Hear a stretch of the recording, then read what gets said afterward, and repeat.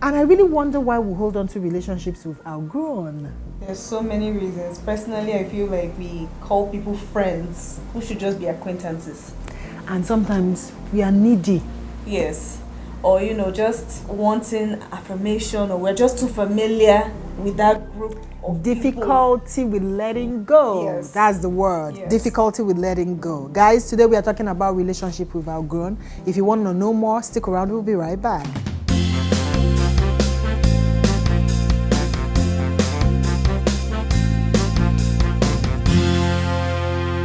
So today I have my YouTube sweetheart, LA Gold, today talking about relationships we've outgrown. Personally, I have a story, a hot story. So there's this old friend of mine, we've been friends forever.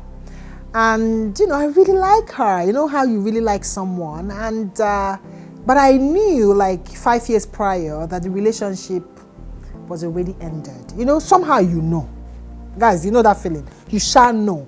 But just because maybe you're needy, or maybe you've not set your boundaries right, or maybe you're even, confused with who you are, you just keep on holding on to something that doesn't make sense anymore. You know that feeling?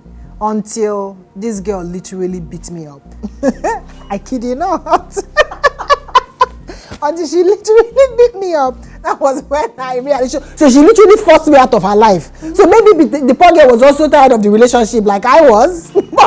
She also didn't know how to break the relationship.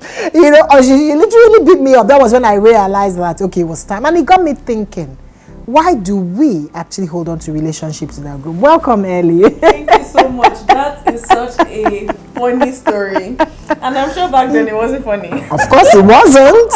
It wasn't. But wow. Holding on to relationships that you have outgrown. In your case, why did you hold on to it? I don't know. Even though I'm trying to look back in hindsight, I think I have maybe ideas as to why. And one would be, letting go. I've come to realize it's difficult for me. I give reasons as to, why I'm supposed to let that be. And again, I'm somebody that, I don't know how to put it, but I'm somebody that believes that I'm a fixer.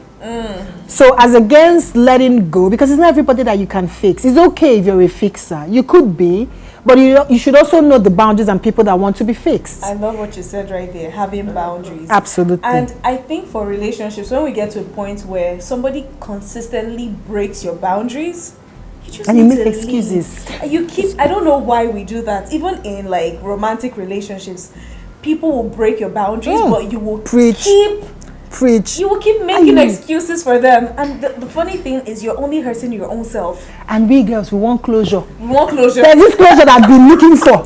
It's been almost 2 years, I'm still looking for the closure. All closures exist. And we have to get to a point of just letting it go. Letting it go. Whether you get closure or not. We just have to let it go. Wow. Because the problem with not letting go is you guys might end up forming long-time enemies. Right. Because you let it will become messy. It will become messy. At the end of the day, it will become messy, which is something you're not supposed to allow. Right. So you're supposed, because in every relationship, even in marriage, you get to a point where maybe your partner needs a certain level of space. You guys are not fighting, but they need that, and it's okay. Every single soul, I don't care who you are. You need space from people on a regular basis. Like even for me, to rejuvenate, to breathe. I need space away from my sisters. I love them. I need space away from myself. No, for real. Like we need that space, and if we don't get that, we're going to force and maybe even make that relationship worse than what it's supposed to be. Like you mentioned. Preach. Preach. Wow. So for me, I felt, because I was broken, because that, for me, okay, fine. If I want to go deep to, okay, why am I a fixer? Part of the reason that I'm a fixer is because maybe I'm broken. There's something in me that is broken that I'm not able to identify and fix, and I'm trying to fix that in other people. That is one. Two, not knowing the right boundaries to set, when to set, how to set. How to set them. Not knowing that. Being stupid, but you call it being nice. That is stupidity. So you see somebody is constantly disrespecting you, your values, your morals, encroaching in your space, and you let it be and you say you're nice. Girl, you're dumb. True. So being dumb and calling it niceness. 3, being afraid of being alone. This is so true. Because this is me so moving true. into a new city. Yes. I needed friends. Yes. I felt, oh my God, okay, let me manage. And again, settling. Why manage? And the truth is, I know a lot of times, and I'm going to bring this down to like girlfriend friendships. A lot of times we feel like in romantic relationships, you know, we can identify red flags. Not everybody, you know, but we don't have those boundaries in girlfriend relationships. Not every female is your friend, and that is okay. Exactly. That is okay. And again, if you're progressive in life, it will get to a point where the relationship that used to work won't work anymore.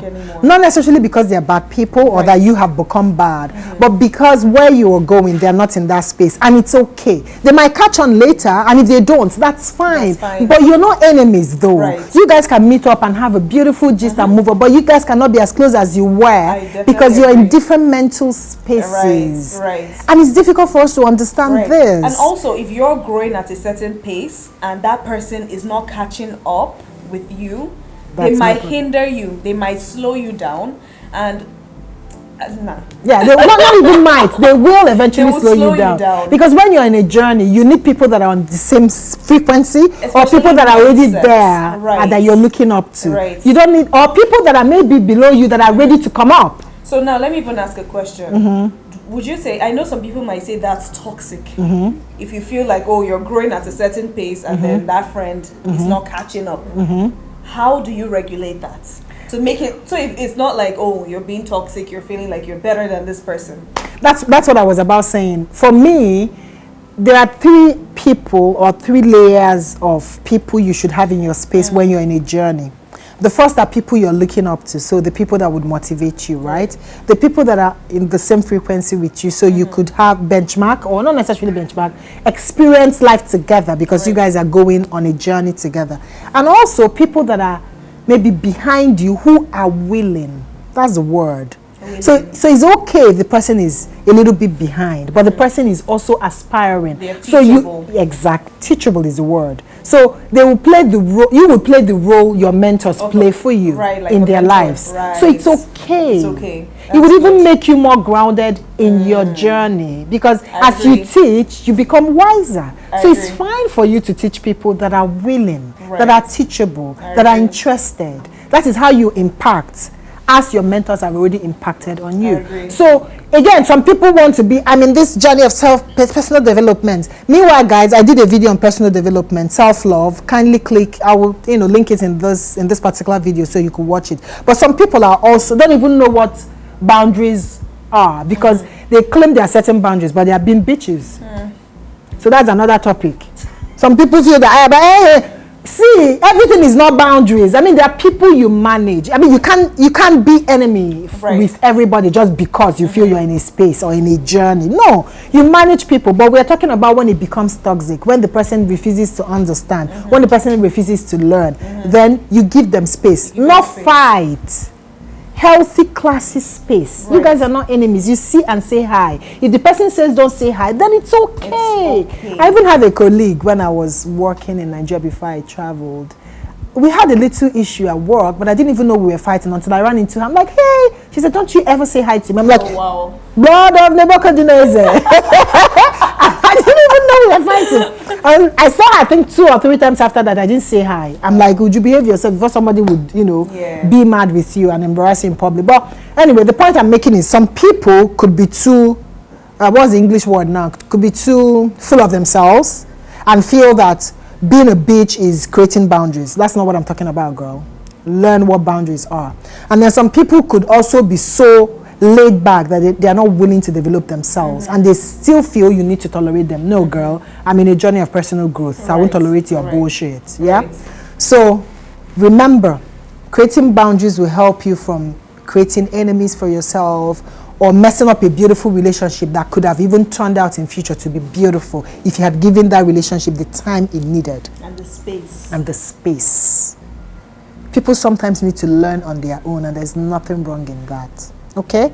I hope you learned something today, that creating personal boundaries and allowing relationships, no matter how long you've been friends with this person, or how long you've dated this person, or how long you've been a sibling to this person, sometimes when you see that the relationship is becoming toxic, distance yourself a little bit. Create that healthy boundaries. We are not saying be enemies with these people, but just create space for your sanity and for their sanity. Because sometimes when space is created, it will give both parties room to think and appreciate each other, so that eventually when you come close and back together, the relationship will be sweeter. And who knows, if it's a boy-girl relationship, it could lead to, will you marry me? And then you will live happily ever after. So anyway, till next time, guys, subscribe to my YouTube channel, like, share, and comment. Tell me if you've had experiences with boundaries. Tell me how you were able to come out of it. If you've not come out of it, let me know. I mean, I could share 1 or 2 ideas, you know.